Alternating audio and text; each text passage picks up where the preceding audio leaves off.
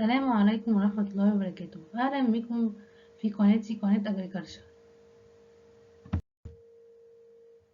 أهلا بكم. مبدئيا أنا إسراء ودي قناتي اللي هتكلم معاكم فيها عن كل ما يخص كلية الزراعة.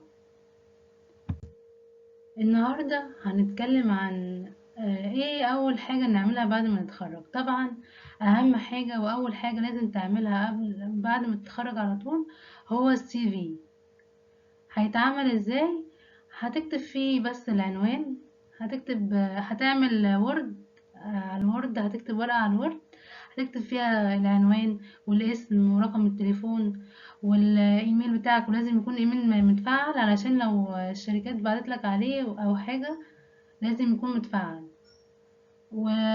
والكلية بتاعتك خريج كلية ايه؟ كلية الزراعة طبعا، لو انت خريج كلية الزراعة. وبس كده. لازم تحدد الطريق اللي هتمشي عليه. يعني مثلا افرض انا مش عايز اشتغل، يبقى السي في ملوش لازمه في الحاله دي.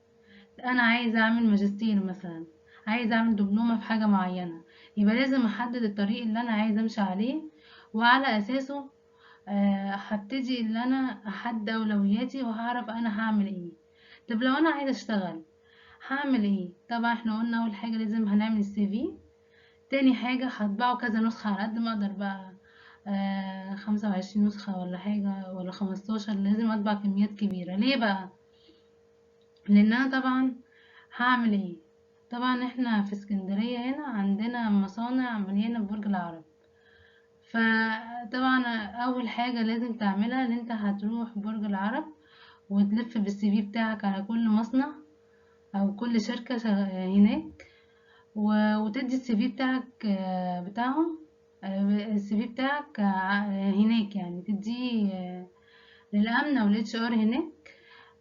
تقول لهم أنا خريج كلية الزراعة كذا كذا، سبابيش مثلا، أنت سبابيش أو الشاطبي أو أي كلية تانية، و أو أي كلية زراعة تانية في مثلا منوفية أو أي حاجة، ومثلا عايز تيجي تشتغل عندنا، وتقول لهم أنا عايز أشتغل عندكم، مثلا عندكم شغل مش عارفة ايه. ليه بقى؟